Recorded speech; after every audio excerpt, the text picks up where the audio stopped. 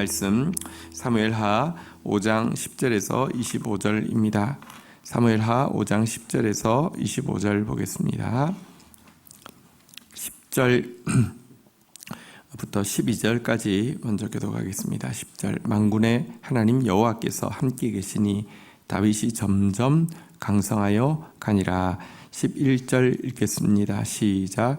두로왕 히람이 다윗에게 사절들과 백향목과 목수와 석수를 보내매 그들이 다윗을 위하여 집을 지으니 12절 제가 읽겠습니다. 다윗이 여호와께서 자기를 세우사 이스라엘 왕으로 삼으신 것과 그의 백성 이스라엘을 위하여 그의 나라를 높이신 것을 알았더라. 자, 다윗이 이제 동아방국의 왕이 되었고요. 예루살렘을 점령하여서 수도로 삼았습니다. 앞에 보니까 다윗이 유다의 왕으로 세움 받았고 위쪽에 사울의 왕국이 있을 때에도 이와 같은 표현이 나오죠. 다윗은 점점 강성하여 갔다. 이제 또 통합왕국을 세웠는데도 다윗은 점점 강성하여 갔다, 이런 표현이 있습니다. 여러분, 하나님 나라는 갈수록 맛있어지는 포도주와 같고 점점 강성하여 가는 나라입니다. 흔들리지 않는 나라고 쇠하지 않는 나라고 갈수록 좋아지는 나라입니다. 우리가 하나님 나라를 위해서 일하고 있다고 하면 우리는 때때로 겉사람은 후패할 수 있어도 속사람은 날마다 새로워지고 날마다 강성해 가는 것이, 이것이 외적으로 드러나는 하나의 중요한 증거입니다. 다윗과 같이 정말 하나님 나라를 위해서 삶으로 말미암아 점점 날이 갈수록 새로워지고 점점 강성하여지는, 갈수록 맛있게 익어가는 포도주와 같은 그런 존재가 되어야 되겠습니다. 이제는 점점 강성하여 갈 때 이번에 나타나는 구체적인 표현은 이방 왕인 주위에 있는 두로왕 히람이 이제 다윗이 예루살렘을 이제 왕도로 삼았을 때에 그것을 건설하는 일 위해 필요한 백향목이라는 자재와 목수와 석수를 기꺼이 보내준 일입니다. 이 일은 사실은 하나님께서 자기와 함께 하신다는 굉장히 중요한 이제 그 보증으로 다윗도 스스로 여기게 되었음이 12절에 나와 있습니다. 이 이방 왕이 또 물질과 사람을 보내서 자기를 도울 때에 여호와께서 나를 이스라엘의 왕으로 세우셨구나. 그리고 이 이스라엘이 온 세계 가운데 높임을 받게 하시사 사실은 이스라엘을 통해서 온 세계를 축복하려 하시는구나를 이방 왕이 물질과 또 이 필요한 사람들을 보낸 것을 통해서 확인을 하고 있습니다. 이것은 굉장히 좀 중요한 한 원리입니다. 예루살렘은 이제 나중에는 성전이 세워질 곳인데요. 성경의 여러 곳에 성전이 세워지는 일에 있어서 이방인이 이 일에 수종될 것에 대해서 계속 이야기하고 있습니다. 이것은 성전이 단지 우리의 종교 의식을 위한 우리 만족이 아니라 온 세계가 마땅히 경배해야 될 하나님의 집임을 보여주는 것이고요. 이 일을 우리를 통해서 하시는 것은 우리만의 축복이 되게 하기 위함이 아니라 모든 사람들에게 복의 근원이 되어서 그들에게까지 복이 미치게 하기 위함임을 분명히 보여주고 있습니다. 여러분, 이 처음에 성막이 세워질 때 소요되었던 수많은 금과 은들이 애굽에서 사실은 제공해서 출애굽할 때 나올 때 나온 것이고요. 혹은 또 포로 귀환 이후에 제2 이제 첫 번째 스룹바벨 성전을 지을 때에도 보시면 이 고레스 때에 나올 때에 제공되어진 필요한 대로 소용대로 가져가려고 한 은과 금이 재료가 되었음을 보게 됩니다. 그래서 이사야서에서 또 보면 열방에서 재물이 부요가 와서 이 일을 하게 할 것이다 이렇게 했는데요. 바로 이 일을 점점 강성해가는 다윗은 경험하고 있음을 오늘 본문을 통하여서 알게 됩니다. 그러나 또 바로 이 일은 우리로 하여금 한 가지를 중요한 것을 기억하게 하는데요. 다윗이 점점 강성해가는 것도 자기가 잘나서가 아니고 주위에 있는 나라들까지 그를 돕는 것도 자기가 대단해서가 아니라 지금 그가 하나님 나라를 위해서 일하고 있기 때문이며 하나님께서 그들이 대단하고 잘나서가 아니라 그들을 통해서 축복의 통로 삼으시고 하나님의 나라를 세우시겠다는 결정 때문에 이와 같은 일이 있다는 것을 잊지 않아야 됩니다. 어느 순간 내가 잘나서 이게 왔다라고 생각하는 순간 하나님의 축복은 딱 끊어지게 되고요. 그때부터는 여러분 나무를 뱄다고 해서 꽃을 꺾었다고 해서 바로 시들지 않습니다. 얼마간은요 물에 두면은 그냥 있습니다. 나는 못 느끼고 있지만 하늘의 공급은 이미 끝난 사람들 되게 많습니다. 어느 순간이냐 자기에게 요인이 있는 것으로 생각하고 스스로를 높이기 시작하는 순간부터는요 하늘의 공급은 딱 끊어진 것입니다. 근데 민감하지 않으면 모릅니다. 자기가 모르는 것이지 영적으로는요 하나님도 알고 사탄도 압니다. 다윗이 계속해서 강성해 갈 수 있었던 이유는 끝까지 그 하나님을 의지하고 끝까지 자기 사명, 다시 말하면 자기를 통해서 축복이 모든 사람에게 흘러가게 하기 위해서 가장 부족한 자기에게 하나님의 은혜가 임하고 있음을 끝까지 놓지 않았기 때문입니다. 그런 저와 여러분들 되기를 주의 이름으로 축원드립니다. 자, 13절 우리 또 14절 보겠습니다. 다윗이 헤브론에서 올라온 후에 예루살렘에서 처첩들을 더 두었으므로 아들과 딸들이 또 다윗에게서 나니 14절을 읽겠습니다. 시작. 예루살렘에서 그에게서 난 자들의 이름은 삼무아와 소밥과 나단과 솔로몬과 15절 제가 읽습니다. 이팔과 엘리수아와 네벡과 야비야와 16절 읽겠습니다. 엘리사마와 엘야다와 엘리벨렛이었더라. 자, 여기 보면 이것도 앞에 나왔었죠. 헤브론에서도 왕으로 세움받고 나서 점점 강성하여졌다는 표현도 있고 강성함 이후에 자녀들을 낳은 자녀들의 이름이 쭉 나왔는데요. 이번에는 이제 예루살렘에서도 점점 강성해진다고 하고 또 그의 자녀들의 이름이 쭉 나오고 있습니다. 예루살렘에서 난 자들 여기 보니까 삼무와 소밥, 나단, 솔로몬, 이팔, 엘리수아, 네벡, 야비야, 엘리사마, 엘야다, 엘리벨렉 11명의 아들들의 이름이 쭉 기록이 되어 있습니다. 이것은 점점 강성해가는 이렇게 다윗의 집에 대한 표현이 되기도 하고요. 그러나 또 복선이 되기도 하죠. 이렇게 많은 처첩들을 두고 처첩들에게서 많은 아이들이 난 것이 이후에 사실은 또 분란과 재앙이 되었던 것을 우리는 알고 있습니다. 그래서 사실은 풍요 가운데 사실은 죄악에 이렇게 그 걸림돌들이 생길 수 있음을 알아야 합니다. 그래서 사실 이 풍요 자체가 목적이 된 사람은 반드시 무너지게 되어 있습니다. 풍요 가운데에서도 하나님과의 관계를 더 바라볼 수 있고 풍요 가운데에서도 죄를 멀리할 수 있는 몸부림이 없이는 풍요 때문에 망할 수 있음을 기억해야 하겠습니다. 17절부터 보도록 하겠습니다. 이스라엘이 다윗에게 기름을 부어 이스라엘의 왕으로 삼았다 함을 블레셋 사람들이 듣고 블레셋 사람들이 다윗을 찾으러 다 올라오매 다윗이 듣고 요새로 나가니라. 18절 읽겠습니다. 시작. 블레셋 사람들이 이미 이르러 르바임 골짜기에 가득한지라. 제가 19절 읽습니다. 다윗이 여호와께 여쭈어 이르되 내가 블레셋 사람에게로 올라가리이까 여호와께서 그들을 내 손에 넘기시겠나이까 하니 여호와께서 다윗에게 말씀하시되 올라가라. 내가 반드시 블레셋 사람을 내 손에 넘기리라 하신지라. 20절 읽겠습니다. 시작.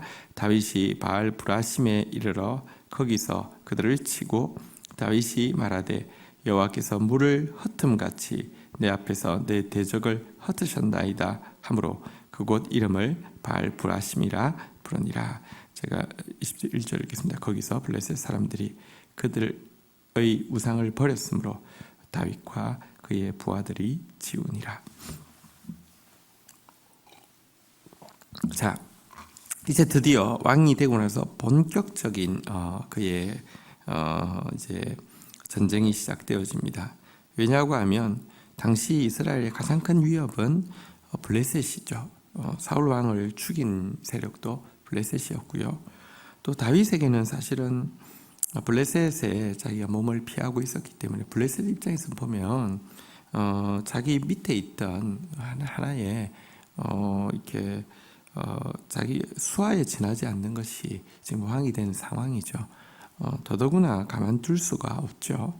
그래서 이제 전쟁이 시작되었는데요.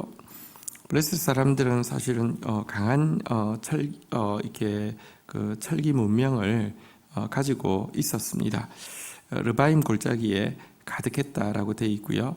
우리 이제 역사학에서는 블레셋은 이제 해양 세력이라고 해서 이 지중해 쪽 어딘가에서 온 세력인데 이 본토에 있던 세력이 가지지 못한 문명을 가지고 있어서 굉장한 위협이 되었음을 이 그냥 일반 세계사에서는 이야기하고 있는 강력한 세력이 맞습니다.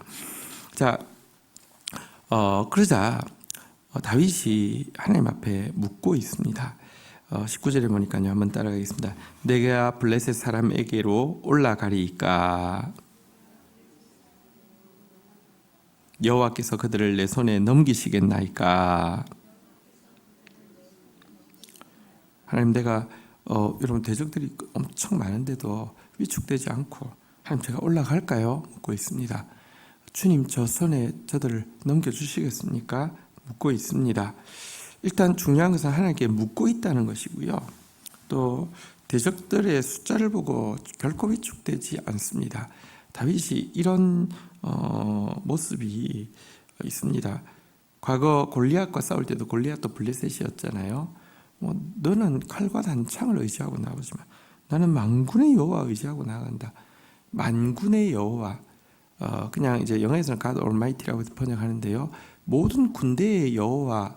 여러분, 그 당시 만군의 여호와라는 표현을 처음 쓴 사람은 사무엘의 어머니지만 실질적으로 성경에서 처음 쓴 사람은 계속 쓰고 있는 사람은 다윗입니다.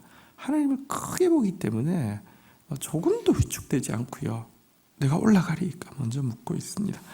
이 질문에 하나님께서 올라가라 이렇게 말씀하셨습니다. 그래서 그냥 위축되지 않고 바로 전면 전쟁을 바로 이렇게 전면전을 1대1로 그냥 붙어버렸죠. 근데 그때 하나님께서 이제 마치 여호와께서 물을 내 앞에서 흩으심 같이 대적을 흩으셨다라고 할 정도로 대적을 혼비백산해서 아마 이 세력을 보고 위축되어서 이럴 줄 알았는데 막 자랑하고 있을 때 갑자기 기습해가지고 혼비백산해서 흩어지게 되었고요. 그래서 승리를 거두게 되었습니다. 21절 중요한데요. 승리했을 때 그들이 우상을 버렸습니다. 왜 우상을 가지고 나왔겠습니까? 우상을 가지고 나오면 이긴다고 생각했기 때문이죠. 그래서 큰 우상들이었을 수도 있고요. 또 이렇게 병사들은 이게 이제 목숨을 건 전쟁이기 때문에 금이나 은으로 된 우상들이었을 수 있겠죠. 이거 버리고 갔습니다. 보통 은이나 금입니다. 근데요, 이거 아무런 미련 없이 다 치웠다, 다 버렸다, 다 불태워버렸다, 다 없애버렸다 이렇게 나와서 승리 이후에도 이 버리고 간 우상은 힘이 없지만 버리고 간 우상이 은금이기 때문에 유혹이 될 수 있는데요, 다 치워버리는 깨끗하고 깔끔한 승리를 보여주고 있습니다. 자, 그런데요, 22절부터 25절 보도록 하겠습니다. 블레셋 사람이 다시 올라와 르바임 골짜기에 가득한지라. 기억하십시오. 사단이 한 번에 끝나지 않습니다. 또 르바임 골짜기에 올라옵니다. 또 가득해질 수 있습니다. 그러니까 한번 승리에 너무 기고만장해서도 안 되고요. 여러분 또 다시 올라왔다고 해서 위축되어서도 안 됩니다. 우리 주님 앞에 갈 때까지 이 전쟁은 계속되어질 것입니다. 자, 그런데요. 자, 23절부터 우리 교독하겠습니다. 다윗이 여호와께 여쭈니 이르시되 올라가지 말고 그들 뒤로 돌아가서 뽕나무 숲을 맞은편에서 그들을 기습하되 24절 읽겠습니다. 시작. 뽕나무 꼭대기에서 걸음 걷는 소리가 들리거든 곧 공격하라. 그때에 여호와가 너보다 앞서 나아가서 블레셋 군대를 치리라 하신지라. 25절 같이 제가 읽겠습니다. 이에 다윗이 여호와의 명령대로 행하여 블레셋 사람을 쳐서 게바에서 게셀까지 이르니라. 자, 똑같은 상황이 재현되었습니다. 르바임 골짜기에 적들이 가득합니다. 이때 우리가 주의해야 될 것이 있습니다. 여호와께 또 물어야 된다는 것입니다. 여호와께 물을 때에 여호와의 답을 방해하는 제일 큰 요소가 있습니다. 뭔지 아십니까? 우리의 경험입니다. 르바임 골짜기에 왔네, 가득하네, 여호와께 물어야지. 여호와한테 물을 때 우리에게 있는 경험은 어떻게 묻게 하겠습니까? 주여, 내가 블레셋 사람에게로 올라가리이까? 여호와께서 그들을 내 손에 넘기시겠나이까? 이렇게 이제 묻겠죠. 그리고 여러분, 하나님 물을 때 바로 그냥 그래, 그렇게 해라, 이렇게 잘 안 하셔요. 여러분 인터벌 기간에 그냥 지난번도 그랬으니까 이번에도 그러지, 그러면 되지 뭐. 하나님은 만군의 여호와신데 뭐 출교, 이렇게 하기가 굉장히 쉽습니다. 경험은 굉장히 중요한 것이죠. 영적인 경험은 사실은 이제 영적인 법칙을 이해하는 데 있어서 영적인 경험은 굉장히 중요한 자산입니다. 그렇지만 경험이 여러분들 하나님의 말씀을 대체할 수 있는 위험에 굉장히 우리가 민감해야 될 필요가 있습니다. 이제 경험부터는요, 분명히 영적인 재산이 된다는 거 맞지만 그럼에도 불구하고요, 경험을 하나님 말씀보다 더 의지하게 할 수 있는 위험 요소가 굉장히 많습니다. 그래서 과거 하나님의 말씀을 의지하고 얻었던 승리의 경험일지라도 그 다음부터는 말씀 없이 경험이 더 앞서 나가게 되면요, 결국 내 경험이 된다니까요. 그리고 내 능력이 된다니까요. 난 용기 있는 사람이야. 나는 신앙이 좋은 사람이야. 나는 하나님께 옛날에 물었고 난 승리를 거뒀지. 그때 내가 승리를 거둘 때 난 정말 용기 있게 하나님께 묻고 나아갔지. 그리고 블레셋은 내가 잘 알아. 내가 블레셋 속에 있었고 내가 과거 골리앗을 물리쳤고 지난번에도 내가 바알부라심 다시 말하면 물이 이렇게 물을 흩은 같이 내가 흩었고 점점 나 말씀 대신에 여러분 이 경험이 나를 나타내게 할 수 있습니다. 그래서 무너질 때가 많습니다. 이것은 사실은 이제 영적인 리더들이 꼭 기억해야 할 것입니다. 한때 하나님의 기름 부심이 강한 어떤 경험이 있으면 자꾸 그 경험대로 매뉴얼을 만들려고 하고요. 그 매뉴얼대로 이야기가 훨씬 쉽기 때문에, 왜냐하면 조직화할 수 있잖아요. 이게 프로세스를 짤 수 있잖아요. 그래서 자꾸 집착하게 되고요. 그래서 잘 되면 내 말 맞지 이렇게 되고요. 안 되면 하나님 왜 이러시냐고 이렇게 하기가 굉장히 쉬운 것이 우리에게 있습니다. 기억하십시오. 경험이 말씀을 대체해서는 안 됩니다. 이번에는 하나님께서 정반대로 이야기하셨죠. 그냥 매복을 하라는 것입니다. 멋지게 나가서 전면전하는 게 아니라 매복하라는 것입니다. 정반대였죠. 그런데 매복했을 때 딱 공격하는 사인이 있습니다. 사인이 무엇입니까? 24절에 보니까 뽕나무 꼭대기 위에서 걸음 걷는 소리가 들리거든. 여러분, 매복해 있는데 누가 저쪽 장군이 혼자 무슨 걷는 소리가 들리거든. 이게 아닙니다. 뽕나무 꼭대기 위에서 누가 걸을 수 있습니까? 사람이 걸을 수 있습니까? 못 걷습니다. 누가 걷는 겁니까? 여호와께서 받는 것입니다. 그래서 여기도 보시면요, 그 소리가 들리면 공격하라. 그때에 여호와가 너보다 앞서 나가서 블레셋 군대를 치리라. 여호와가 만군의 여호와의 이름으로 내가 나아간다 하고 한 내 신앙 좋은 것이 승리하게 하는 것이 아니라 정말 여호와가, 만군의 여호와가 앞서 나가서 싸울 것이니 매복하라, 이렇게 말씀하셨고요. 이 말씀대로 순종하고 나아가다가 더 위대한 승리를, 사실은 이제 이후에도 종종 이 싸움이 있지만 한번 기가 확 꺾이고 일단 블레셋이 강자고 이스라엘 약자에서 전혀 다른 체제의 싸움으로 바뀌게 된 것을 보게 됩니다. 오늘 다윗의 모습, 하나님께 철저히 묻고 있는 모습, 그리고 또 하나님께서 그에게 사명을 주시고 그에게 축복의 통로를 되게 하셔서 점점 강성하게 하는 모습 보았습니다. 주신 말씀 붙잡고 우리 주님 앞에 나아가 기도하는 시간 가지도록 하겠습니다. 함께 기도하시겠습니다. 하나님 감사합니다. 갈수록 맛있어지며 갈수록 새로워지고 점점 강성해가는 하나님 나라 가운데 속한 자로 저희를 불러주셔서 감사합니다. 하나님 나라를 위해서 일함으로 말미암아 또 축복의 통로로서 섬김으로 말미암아 하나님이 높여주시고 또 하나님의 보증을 보며 또 하나님 나라를 위해서 끝까지 겸손한 자로 수정되는 저희들 되어지게 하여 주시옵소서. 그럼 영적 전쟁에서 하나님 앞에 철저히 묻고 나아가는 다윗의 겸손함을 보게 됩니다. 저희들도 하나님 앞에 철저히 묻고 나아가게 하여 주시고 또 만군의 여호와를 의지함으로 담대히 나아가서 위대한 승리를 거두게 하여 주옵소서. 그러나 승리 이후에도 하나님, 내가 하나님께 물었던 그 신앙과 내가 거두었던 승리의 경험들이 하나님의 말씀을 앞섬으로 말미암아 자칫 하나님은 없고 말씀은 없고 나만 남는 악하고 어리석은 자 되지 않게 해주시고 끝까지 하나님 말씀 의지하고 나아감으로 말미암아 하나님을 높이는 하나님의 승자가 되어질 수 있도록 은혜를 더하여 주옵소서. 예수 그리스도의 이름으로 기도 올립니다. 아멘.